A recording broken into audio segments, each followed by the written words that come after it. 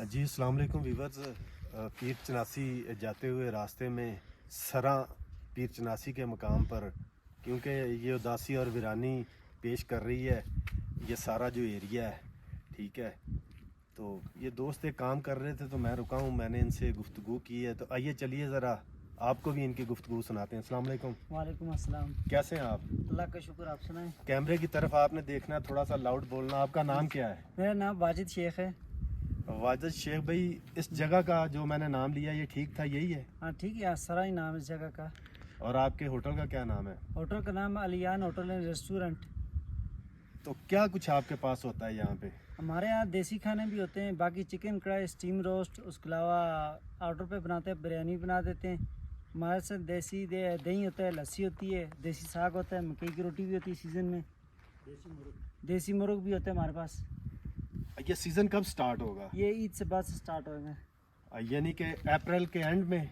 अप्रैल के एंड में अप्रैल के स्टार्ट में स्टार्ट हो जाता है। लेकिन ये कि अब ये ईद पे लाने की वजह से हमारा सीज़न जो एटलीस्ट एरिया का अभी स्टार्ट हो रहे हैं अप्रैल की। अभी तो सर्दी भी है ना? सर्दी है, लेकिन अब ईद की छुट्टियों पे आएंगे लोग, उसके बाद फिर आगे से मई से वैसे गर्मी स्टार्ट हो जाएंगे, लोग आना शुरू हो जाएंगे। इस बार बर्फबारी कितनी पड़ी है? कम पड़ी है पहले से कि ज़्यादा पड़ी है? नहीं, इस बार पिछले साल से कम पड़ी है बर्फ़, क्योंकि इस बार बर्फ़ भी 31 जनवरी से स्टार्ट हुई है, पहले बर्फ़ पड़ी नहीं। अच्छा, लेट यानी कि ये लेट सीज़न शुरू हुई। स्टार्ट हुआ है स्नोफॉल का? पहले तो ये होता था नवंबर के एंड पे बर्फ़ स्टार्ट हो जाती थी या दिसंबर के स्टार्ट में ही। तो इस बार जाके बर्फ़ लेट स्टार्ट हुई, जिस वजह से बर्फ़ भी कम पड़ी है। वाजिद भाई, आप ये बताएं कि देसी जो मुर्ग है जी जी, वो कितने में आप तैयार करके देते हैं? अगर कोई आपके पास बैठे रुके खाना खाने के लिए? 4 साढ़े 4 हज़ार में मुर्ग पे डिपेंड करता है। छोटा मुर्ग हो तो 4 हज़ार तक मिल जाता है देसी मुर्ग, और बड़ा मुर्ग हो तो 4.5 हज़ार तक मिल जाते हैं। फार्मिंग जो है पोल्ट्री जो ब्रायलर, हाँ जी, वो कितने की 1 केजी की आप कढ़ाई मैं बना के इसको देते हैं? 1500 से 1800 तक होती है। मतलब उसमें जो इस हिसाब से बंदा आप अपने आप को करता है, अफोर्ड करते हो, हिसाब से कर लेते हैं साथ। चाय का कप एक कितने का होता है आपके पास? चाय का हमारे में देसी दूध शक्कर की चाय होती है 70 रुपीज़ के, 70 रुपए 70 की? रुपए के एक कप है। केमिकल वाला नहीं, दूध होता है केमिकल नहीं, कि? हमारा अपनी भैंसों का दूध होता है। हमारा अपनी भैंसें 5-6 भैंसें रखी हुई हैं। अच्छा, सीजन में यहीं पे साथ ही नीचे कच्चा घर बना हुआ, यहाँ पर रखते हैं भैंसें, यहीं से दूध दोते हैं। अभी तो सर्दियों की वजह से नीचे चले गए। एक टूरिस्ट आए यानी कि उसके पास कम अखराजात हों, हाँ, तो आपके पास सुबह का नाश्ता या दोपहर का खाना या रात का डिनर करना चाहे तो वो तीनों कितने में कर सकता है? वो तकरीबन एक टाइम नाश्ता कितने में होगा उसका? नाश्ता एक टाइम उसको मतलब 150 में हो जाता है। अच्छा, क्या होगा उसमें नाश्ते उसमें में? होगा उसके साथ उसके चाय और पराठा, दोनों चीज़ें हो जाएंगी इसमें। अच्छा, 150 रुपए में? 150 रुपये में। अगर दोपहर को खाना खाना चाहे दोपहर को वो? खाना खाए तो उसका मैक्सिमम 300 रुपये में, 250 से 300 रुपये में हो जाता है। उसमें क्या होगा? उसमें होगा दाल होगी, सब्जी होगी, जो भी हुई, तो उसके साथ रोटियाँ 2-3 रोटियाँ जो भी खाई, साथ में चटनी होगी, सलाद वगैरह। ये एग्जैक्ट यही रेट होते हैं कि नहीं, आप हमारा बता नहीं, रहे हैं? हमारा यहाँ यही रेट होते हैं। अभी सीज़न में आप आके चेक कर लें।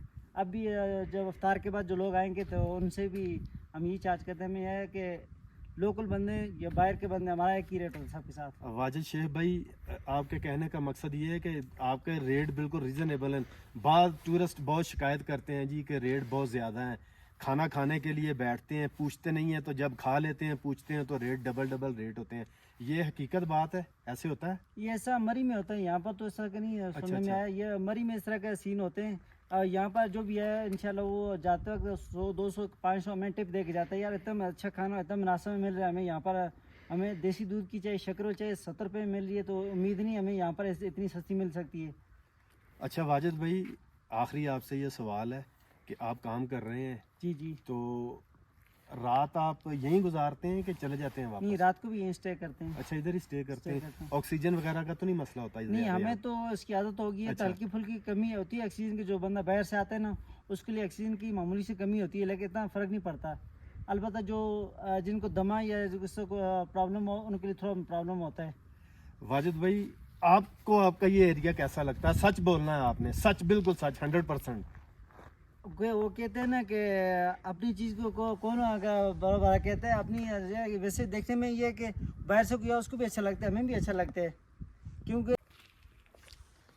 वाजिद भाई, आप इस खूबसूरती को देखने के लिए महीने में या हफ्ते में या साल में कितनी मरतबा ऊपर जाते हैं?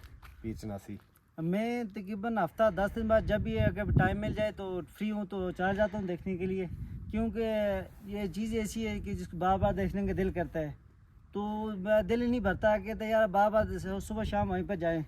क्यों यहाँ पर अगर काम ना हो तो बंदा कहता यार काम नहीं कुछ नहीं, बस चला जाते ऊपर चला जाते हैं। वाजिद भाई, समर में मैंने देखा है कि रात को ज़्यादातर लोग आते हैं यहाँ पे, ऐसे ही है? हाँ, क्यों नीचे हबस ज़्यादा होती है शहर के अंदर ना, यहाँ पर ताज़ा हवा ठंडी हवा होती है।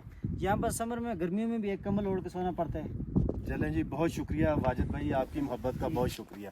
लें जी, आपने वाजिद भाई की गुफ्तगू सुनी। आप जब भी कभी पीर चनासी आएँ तो सरा के मकाम पर अलियान होटल यहाँ ज़रूर रुकें वाजिद शेख साहब के पास।